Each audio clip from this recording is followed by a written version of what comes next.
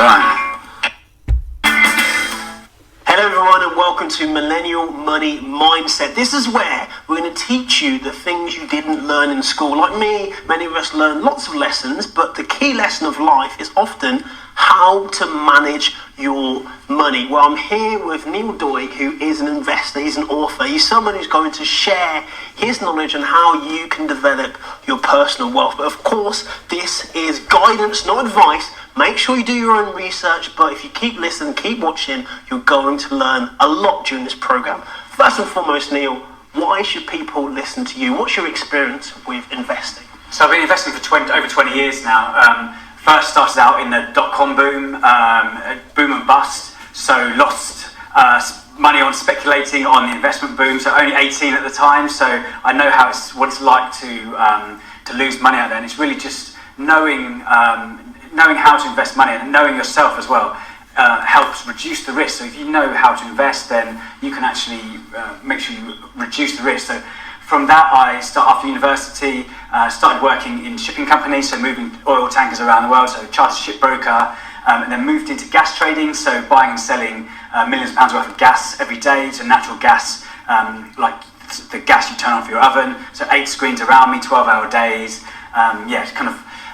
there's lots of kind of ups and downs of the market. So once it was super cold in the UK, one of the pipelines from Norway froze over, and the gas price spiked up. So managed to source some gas from France, made £940,000 in a day. Wow, but that's a lot of money. That's for a company, not for myself. So really just thought, how can I actually make money for myself? I got gazumped on the housing bubble or housing market in the UK. And really, so rather than actually putting money into property, I decided to start learning how to invest and really understand how to build wealth onto the future. So from that, also started, got made redundant from that actually, and then gave me an opportunity to decide actually work out what I wanted to do with myself. So I looked at the strengths, looked at opportunities, and looked at what I enjoy talking about on a podcast. So financial advice seemed the perfect fit for me. So I started my own financial planning practice, had my own clients, giving advice to £1 million clients how to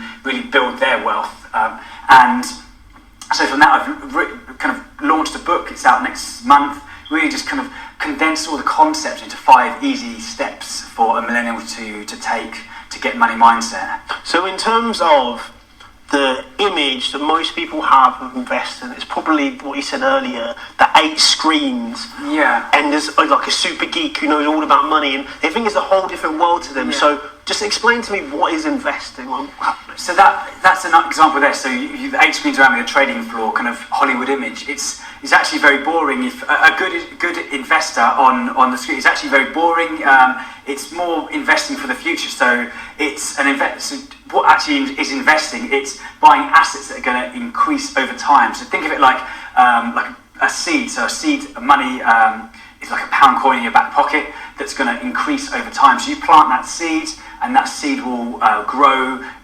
If it's an apple tree, it will produce apples, and then you can eat that apple to give you nutrients for the future. And then that tree will also provide shelter in the winter, and also it will provide kind of shade in the summer. So it's really buying assets that are going to produce an income for you in the future. So then, if we carry on this analogy, I love a good analogy. What's the difference between saving and investing? So surely both are some kind of seeds. Yeah, I guess it's, think of it like how fast you want to get there. So both of those seeds. So investing is starting from where you are to where you want to get to. So saving, at the moment, because people aren't getting anything, how much we're getting on interest in the UK at the moment, like next to nothing. Yeah. So it's really, saving is the first step to investing. So I still call it in the same umbrella, but it's really having a diverse portfolio. So having cash and also having other asset classes that will kind of complement your portfolio. So then let's say you've got 2 25-year-olds. One of them has a savings account. Yeah. One of them has an investment assets or portfolio. Yeah. Why do you think the person on the right with investments and assets is going to be better than Mr. or Mrs. I'm just saving £1 a week? It depends on what their aims and objectives are. So 2 different people have 2 different aims. Like two different things what they want out of life. So really, investing is the point of what I'm trying to, chapter 1 of the book is essentially to create a business system around you. So rather than having in retirement where you're going to have, so for today's generation, the state's not going to look after you as much as it did in previous generations. You used to have company pensions that would pay you an income for your retirement. Today, you've got to essentially build your own assets. So you say, like, that's on to our second question, why should people invest? Because some people are saying, you know what, I want that seed, or I can just go to the takeaway and get the food there and then. What's the difference? Like, why should people invest for their future? Yeah, it's really just looking at your future self. So it's very easy to what we call instant gratification, go out and buy. It's so easy to do that, but it's really having the discipline to putting money aside so that will create an income in the future that's going to look after you for when you stop working. So really, what are we working for? We're working to give ourselves and our family a better future. So to have essentially a business system that's with enough assets that are going to pay you an income for when you stop working, you either have a big lifestyle or a small lifestyle. So the more assets you have, the more assets are going to pay for you in when you stop. So again, in terms of investing, some people are thinking, still got that image of lots of screens in their mind, or they're thinking, well, I only earn X amount of money each month, I can't afford to give 50% of it away. Like, how can someone start investing and still live a fairly good life in the contemporary world? Yeah, so Warren Buffett said it best. He said, investing is simple, but it's not easy. So doing simple things every day, like paying yourself first, we're taking an income from, as soon as you get paid, taking 10% that's set up into a savings vehicle or investment vehicle. Doing that every month can really help really just generate that income for you when you do stop. So that kind of like moves into the Einstein quote that you told me about before in terms of compound interest. Yeah. A lot of people, they're thinking compound interest, they don't know what it means. So what does compound interest mean? Yeah, so compound interest is the interest on your interest. So think about your money generating money for you. So if you put money into an investment vehicle, or you go and invest into a business or lots of different businesses, think of like a high street, like Tesco or something. People go and buy their loaf of bread. They're taking a certain percentage of that as a profit, and then that profit gets returned as to shareholders who have bought a share of that business. So really, you're going to get by investing, you're getting not just you want to grow that. You buy say £100 a share, and that's going to grow to £150 a share. You're going to get that growth, but also you're going to get that income in dividends. So they're going to pay you a share of the profit as well. So of course, all of these tips are available in Neil's book. I'm going to give you a quick summary of one of the chapters, which is own yourself first by paying yourself first. Neil, if you can tell our audience exactly what that means. So it's treat yourself like a business system. So if you think of like Adam Smith, so he talks about his pin factory in Scotland. So essentially, rather than having, so today we need to essentially build a business system around you that's going to pay an income for when you stop working. So think of yourself as a little business system that's generating a profit every month. You essentially you pay yourself an income as soon as you get paid every month. So 10% is a good place to start, building up to 20% going forward.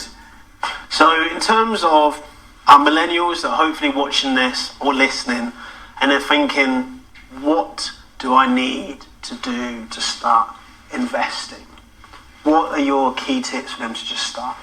So yeah, exactly, just start. So it's really, sometimes people are scared to invest because millennials, I class myself as a millennial as well. It was 2008, the financial crash, people are scared to invest, or people simply don't have the time to invest. So doing very simple things like every day or as soon as you get paid, or setting up business systems that you don't have to think about money, or you can spend your time with your friends and family. So if you set up an automated system that's going to, as soon as you get paid, send 10% into savings, start off with a savings account and then build up to an investment account, doing simple things like that, just having that's going to give you money mindset where you're free to essentially spend your time doing what you want to do in life. So one of the key lessons we've learned today is obviously the difference between saving and investment. Both are seeds, but one seed is essentially in a cup like this. It can only grow so far, whereas the other seed is in a field. And like Neil said, you can plant lots of different seeds. You can have your apple tree, your pear tree, and all these other trees. So, what you want to learn from this episode, Neil, if you were to give them one quote or takeaway point from today's episode, what would it be? Yeah, savings suck. There is an easier way. So you can pay. It's an easy way. You can pay yourself first. So you can either choose to live yourself paycheck to paycheck, or actually get money working for you and paying yourself first. So the key tip is get money working for you. But of course, on our next program, we're going to give you 5 tips to start your investment portfolio, or just generally start investing. So Neil, if people want to get more knowledge, what's the name of your book and where can they get it? So books, Financial Football Formation, Asset Allocation, so 5-step method to getting money mindset. So it's going to be on Amazon next month, or I'm on Instagram, so millennial_money mindset. So have a look on that. I'm giving away an ebook, so DM me for that if you're interested. So thank you for watching. Remember, we'll be back with another program where we talk about those 5 tips on how you can start investing.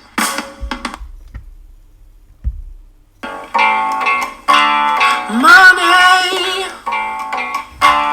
mindset. I think that sounds alright.